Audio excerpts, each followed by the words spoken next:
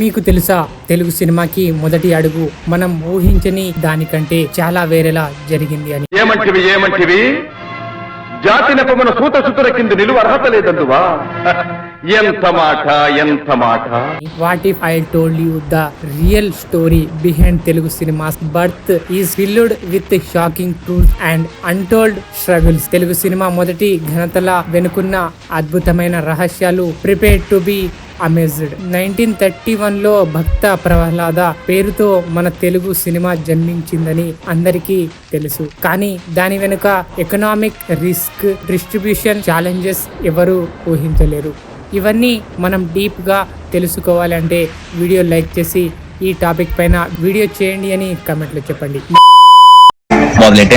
మనం అనుకున్నంత వరకు బాలయ్య కథ అంతా మనకు తెలుసు అనుకుంటాం. కానీ మీకు ఓ షాకింగ్ రివిలేషన్ చెబితే వరల్డ్ బుక్ ఆఫ్ రికార్డ్స్ గుర్తింపు వెనుక ఉన్న అసలు కథ, అసలు సీక్రెట్ ఇవాళ మీ ముందు ఉంచబోతున్నాం.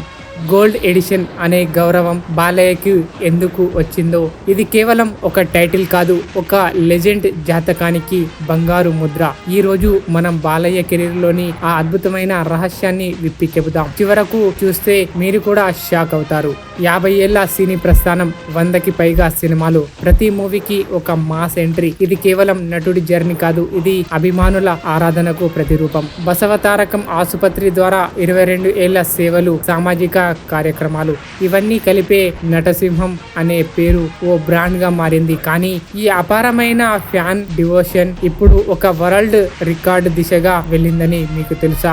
తెలుసుకునే ముందు మొదట గోల్డ్ ఎడిషన్ అనే పదం బయటకి వచ్చిందంటే అభిమానుల్లో అసలు ఏం జరిగిందో అన్న అనుమానం కలిగింది. ఇతర హీరోలకు రాకపోయినా ఈ గౌరవం బాలయ్యకే ఎందుకు వచ్చింది అని సోషల్ మీడియాలో హంగామా మామూలుగా లేదు. కానీ ఈ పేరు వెనుకున్న అసలు స్టోరీ సింపుల్ కాదు. తెలుగు సినిమా చరిత్రలో బాలయ్య సాధించిన మైలురాళ్లలో ఒకటి ఆయన 50 ఏళ్ల సినీ ప్రస్థానం. ఈ ప్రయాణంలో ఎన్నో రివార్డులు, వరల్డ్ రికార్డ్స్, ఎన్నో బ్లాక్ బస్టర్స్, ఎన్నో ఫ్యాన్స్ మూమెంట్స్ ఉన్నాయి. ఇదే క్షణంలో ఆయన కోసం ప్రత్యేకంగా గోల్డ్ ఎడిషన్ అనే గౌరవాన్ని ప్రారంభించారు. మీడియాలో ఇది పెద్ద చర్చ అయింది. బాలయ్య అంటే గోల్డ్ లాంటి స్టార్డమ్ అన్న భావనతో ఈ పేరు వెలువడింది.